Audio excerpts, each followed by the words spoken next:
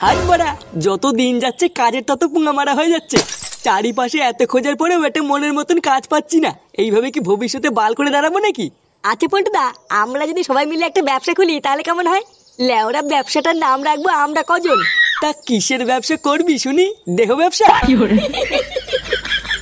এমা চিচি পল্টুদা, এটা দেহ ব্যবসা কেন করবো? আমি তো অন্য যে কোনো ব্যবসার কথা বলছিলাম। তার জন্য না পুঁজি লাগে, পুঁজি। সেটা কি ভোদা আছে? লেওরা চুদা মানে একটা কাজ করব, কিন্তু কি কাজ করবো ভোদা সেটাও মাথায় আসছে না। কিন্তু কিছু টাকা নিয়ে যে একটা ব্যবসা খুলবো, ভোদার বাল সেই টাকাটাও নেই। তা এইভাবে কি জীবনে বাল করবো নাকি? তোরা এখানে কি বার করছিস?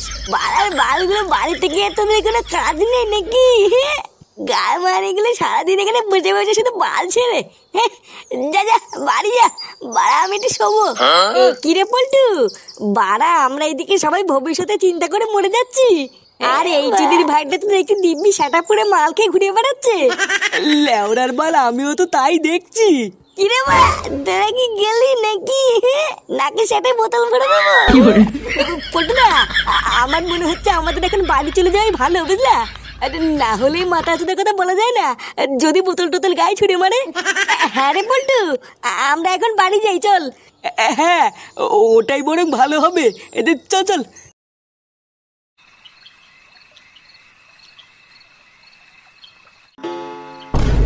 দেখেছো তো, রাত বাজে 10টা আর সরে বাচ্চাটা এখনো বাড়ি আসার নামই নেই।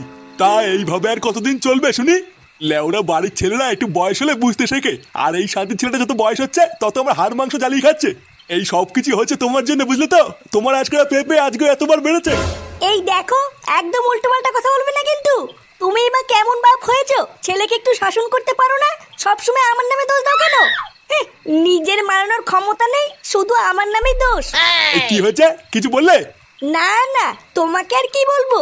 ফুটো কখন বাড়িতে আসবে সে অপেক্ষায় বসে না থেকে চলো, অনেক রাত হয়ে গেছে, খেয়ে নেবে। খাবো তো, ওই চুদির ভাইটা একবার বাড়িতে আসুক, ওর সেটা ভেঙে তারপরে খাবো। একই, তোমরা এখনো ঘুমাওনি? 12টা ছেলে কটা বাজে রে? কোথায় ছিলিস এত রাত পর্যন্ত? কোথায় আর যাবো, ক্লাবেই বসেছিলাম। ক্লাবে বসেছিলিস মানে? সরে বাচ্চা, তোর কি আর কোনো কাজ বাজ নাই? লোকের ঘরের ছেলে পেলেরা দিন রাত কাজ বাজ করে দিনের শেষে বাপের হাতে টাকা তুলে দেয়, আর তুই সেই সকালবেলায় বেরিয়ে রাত পর্যন্ত ক্লাবে গিয়ে বসেছিলিস? লোকের ঘরে ছেলে পেলেরা দিনের শেষে বাপের হাতে টাকা তুলে দেয়? লেওনা তাদের বাপও না ছেলে পেলেদের হাতে টাকা দিয়ে তাদেরকে একটা কাজে ঢুকিয়ে দেয়, তাই তারা দিনের শেষে বাপের হাতে টাকা দেয়। তুমি আজ পর্যন্ত আমার হাতে ক টাকা তুলে দিয়েছো কাজ করার জন্য, যে দিনের শেষে তোমাকে আমি টাকা তুলে দেবো? কি বললি তুই? আরেকবার বল। হ্যাঁ ঠিকই তো বলেছি, কাজ করার জন্য তুমি আজ পর্যন্ত আমার হাতে ক টাকা তুলে দিয়েছো? মারা কিছু টাকা দিয়ে যেন ব্যবসা খুলবো সেই টাকাটাও নেই, এইভাবে কি বাল হবে নাকি? টাকা দিয়ে ব্যবসা করবে? বড় বাল এলো রে। 12টার ছেলে, তোকে যে আমি ব্যবসার জন্য টাকা দেবো, তা টাকা নিয়ে তো মালকে উড়িয়ে দিবি। তা কোন ভরসে তোকে আমি টাকা দেবো শুনি? মাল খেতে যাবো কেন? হ্যাঁ, তুমি একবার টাকা দিয়ে দেখো না আমি কি করি। দম থাকলে 50,000 টাকা দাও, আমি একটা ব্যবসা করবো, দেখি কেমন পারো।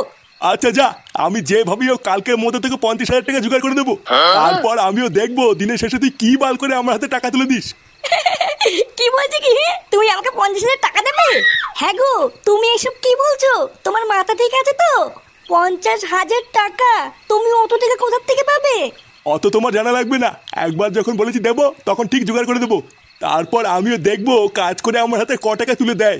তার টাকাটা যে কালকে আমি দেবো, টাকাটা পেয়ে কি ব্যবসা করবি কিছু ভেবেছিস? হ্যাঁ, ওনি তুমি ভেবো না, ওইসব আমার ভাবা আছে। আমি তো অনেকদিন আগের থেকে ভেবে রেখেছি, হাতে কিছু টাকা আসলে আইসক্রিমের ব্যবসা করবো। কি, এই শীতকালে আইসক্রিম? ও বাড়া, আমার বোঝা হয়ে গেছে তোর ব্যবসার গাল মারা ছাড়া। গাল মারা যাবে কেন? একবার টাকাটা হাতে দিয়ে দেখো না আমি কি করি। ভোদার বাল ব্যবসা করে পুরো সাটা চিরে ফেলবো।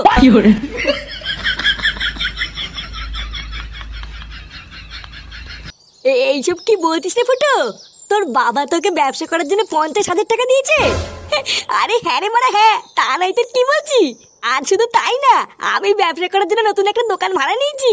লেওরা, আমি আমার বাপের কাছে চাইলে 5 টাকাও পাই না, আর ফুটোর বাবা ওকে ব্যবসা করার জন্য এত টাকা দিয়ে দিল। এই সবই কপাল রে ফটকে, সবই কপাল। আমরা কি কখনো ভেবেছিলাম যে আমাদের ফুটু একদিন এত বড় একটা ব্যবসা করবে? বলছি ভাই ফুটো, তোর দোকানে আমাকে একটা কাজ নিবি ভাই? তুই তো খুব ভালো করে জানিস আমার ফ্যামিলির কি অবস্থা, আমার একটা কাজের কতটা দরকার। হ্যাঁ রে ফুটো, আমারও না একটা কাজের খুবই দরকার, বুঝলি? লেওরা ল্যাংচের মতন আমাকে একটু কাজ নিস না ভাই, তাহলে আমার খুবই উপকার হবে। এ ভোদার বালগুলো, তোরা সব ফুটোর সাথে কাজে ঢুকে যাবি আর আমি একা একা কি বসে বসে বাল ছিড়বো? ফুটো, ও পল্টু আর ল্যাংচার মতন আমিও কিন্তু তোর সাথে কাজ করবো। আরে লেউড়ে হ্যাঁ রে মোড়া হ্যাঁ, চোদনাগুলো তোরাও তো চাপ নিতিস কেন? আমরা সবাই একসাথেই কাজ করবো। নে নে, বেশি মারি সময় নষ্ট না করে তাতেই চল। লেওরা ওইদিকে তো আজকে আবার দোকান উদ্বোধন করতে হবে। কি বলছিস রে ফুটো, আজকেই তোর দোকান উদ্বোধন হবে? হ্যাঁ রে লেওরা, তা নাই তোর কি বলছি, তাড়াতাড়ি চল। দোকান উদ্বোধনের পরে তোদের জন্য মালও এনেছি আর সাথে প্রচুর বাজিও এনেছি, মাল খাবার বাজি ফাটাবো। আরে চোদন ফুটো, এ তো শুনে মনে হচ্ছে বিশাল আয়োজন। হ্যাঁ রে মানে হ্যাঁ, চল চল চল।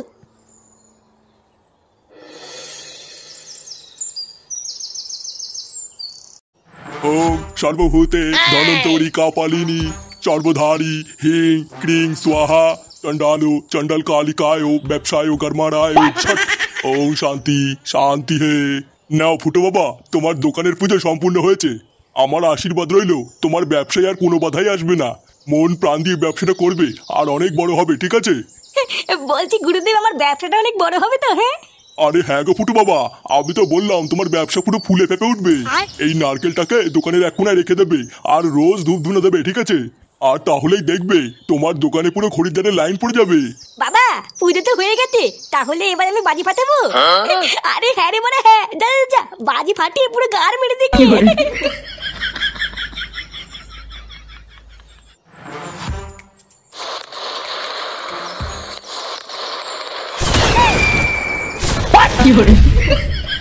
खत्म।